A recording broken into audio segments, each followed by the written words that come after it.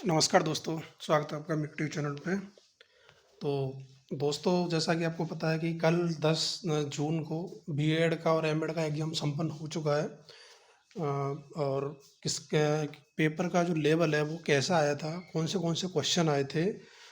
दोस्तों, जैसा कि आपको पता है कि पेपर ऑनलाइन था तो पेपर तो मिलता नहीं है, लेकिन जो कुछ जो बच्चे करके आते हैं, जो बताते हैं हमें, उस हिसाब से हम थोड़ा सा आपको एक आइडिया दे देते हैं कि भाई जैसा कैसा क्वेश्चन आए थे, कौन कौन से आए थे। कुछ 10-5 क्वेश्चन जो हमें याद है या फिर किसी ने बताया तो मैं बता सकता हूँ मैं आपको।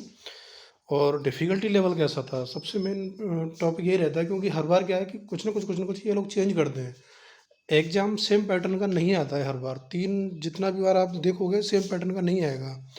और बाकी रही बात कि भाई कट ऑफ कितनी जाएगी, उसका भी चर्चा हम लोग यहीं करेंगे।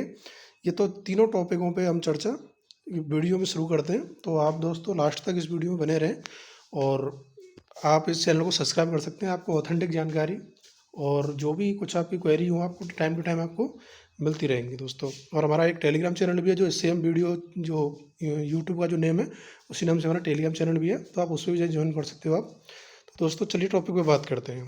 दोस्तों, पहला क्वेश्चन यही है कि क्वेश्चन कैसे कैसे क्वेश्चन आए। देखिए दोस्तों, आपको मैं बताता हूँ। देखिए दोस्तों, जैसा कि आपको पता है कि जो पेपर का जो लेवल है वो 90 मार्क का आता है। 90 मार्क का आता है। जो क्वेश्चन पेपर है वो 90 मार्क का आता है। 10 मार्क आपको पता है कि जो जो मतलब डिसेबल्ड बच्चों के माता पिता हैं उनके लिए मिलते हैं, या जिन्होंने स्पेशल एसटीसी कर रखी है पहले से उनके लिए हैं, या फिर डिसेबल्ड कोई बच्चा है उसके लिए जो कर रहा है, मतलब तो उसके लिए भी 10% 10 नंबर वो बेनिफिट है उनके लिए। तो जो क्वेश्चन पेपर है वो 90 मार्क का आता है। और 90 मार्क का जो पेपर है वो बटा रहता है दोस्तों आपका, अ, 3-4 पार्टों में बटा रहता है ये 4 पार्ट में बटा रहता है आपका ये। और इसमें ये किस किस तरह से बटा रहता है वो भी आपको बता देता हूँ। देखिए दोस्तों, 20-20 के 3 पार्ट रहते हैं और 30 नंबर का एक पार्ट रहता है। 20-20 का तीन तीन पार्टों में आपको बता देता हूँ। देखिए दोस्तों, ये आपका टीचिंग एप्टीट्यूड रहता है, आपका मेंटल एबिलिटी रहता है, और आपकी जीके रहती है। वो ये 3 पार्टों में आपकी 20-20 क्वेश्चन की आपकी विभाजित रहती है। और जो 30 का जो मैटर है वो स्पेशल का रहता है। स्पेशल का जो मैटर है वो 30 क्वेश्चन रहते हैं, 30 नंबर के। तो दोस्तों बात करते हैं कि कैसा रहा आपकी बार, लेवल कैसा रहा इसका। तो देखिए दोस्तों, लेवल ज़्यादा हैवी नहीं था, बिल्कुल हैवी नहीं था लेवल। अगर किसी बच्चे ने ढंग से पढ़ा हो तो आप एक बात देखिए दोस्तों, एनईपी न्यू एजुकेशन पॉलिसी में से ही करीबन 5 से 7 क्वेश्चन आपको देखने से मिले हैं।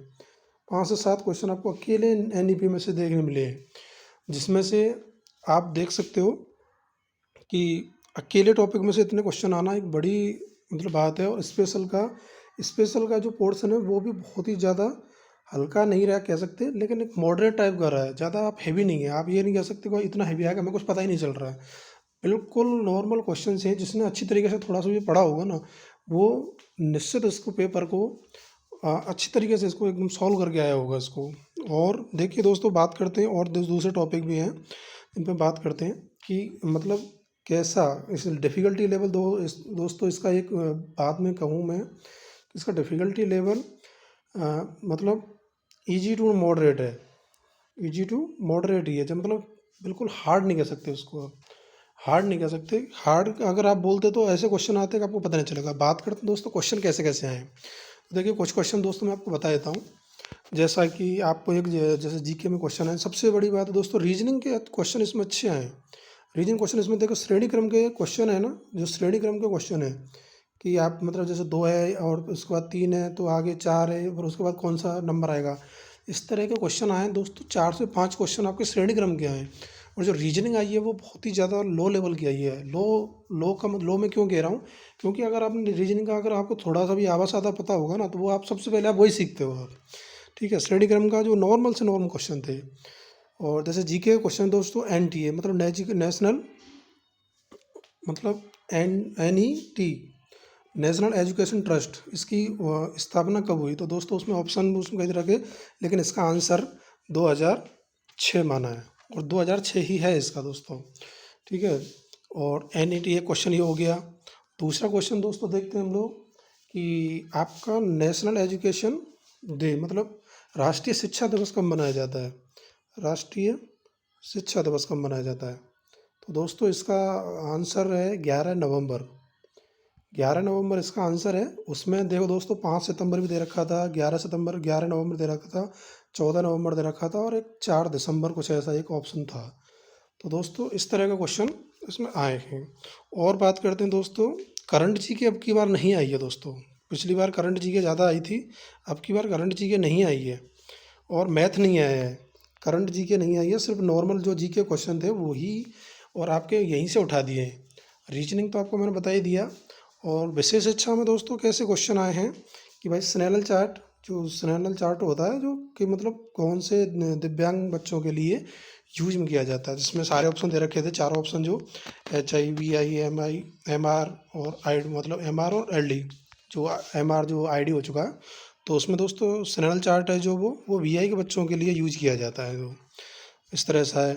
और दोस्तों कुछ फुल फॉर्म भी आई थी कि भाई आपका जैसे कोई यूनिवर्सिटी, और इसमें दो दो तरह क्वेश्चन पूछे थे कि भाई आपका जो ओपन डिस्टेंस डिस्टेंस एजुकेशन है वो सबसे पहले किसने स्टार्ट की थी, या फिर जो महिलाओं के लिए जो मतलब राष्ट्रीय शिक्षा नीति जो जब देश आज़ाद हुआ था उसके बाद महिलाओं का ऐसा कौन सा मतलब ऐसा कौन सा नियम था जिसमें महिलाओं की भागीदारी थी, महिलाओं की भागीदारी कौन से उसमें थी। तो दोस्तों उसका उसका क्वेश्चन क्लियर तो नहीं पता, लेकिन सबसे पहले जो महिलाओं की भागीदारी वो 1986 में जो फर्स्ट एजुकेशन पॉलिसी बनी थी उसमें महिलाओं की भागीदारी रही थी उसमें उनके लिए, क्योंकि समान का तक अधिकार तो दोस्तों दोनों में उनके लिए ये बनाया गया था रूल आप महिलाओं के लिए।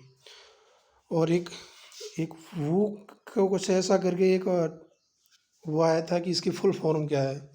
और एक बेरा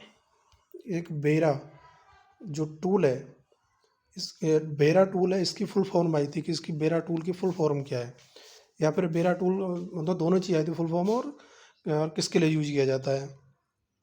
और दोस्तों अबेकस अबेकस किस अबेकस का यूज कौन करता है। और दोस्तों टेलर फ्रेम आया था, टेलर फ्रेम का यूज टेलर फ्रेम का यूज किस लिए किया जाता है। तो दोस्तों ये सारे क्वेश्चंस हैं, अभी तो बहुत सारे क्वेश्चन दोस्तों, जितना कि क्वेश्चन मेरे को पता है मैं आपको बता दे रहा हूँ इतना। और भी जानकारी मिलेगी तो आपको मैं नेक्स्ट वीडियो में आपको सारे क्वेश्चन एक बार लिख के, इससे क्या कोई भाई आगे तैयारी कर रहा हो तो उसके लिए आगे काम आ सकते हैं। और दोस्तों बात करते हैं अपने और दूसरे टॉपिक पे। अब दोस्तों बात करते हैं अपने इस टॉपिक पे कि कट ऑफ कितनी जाएगी।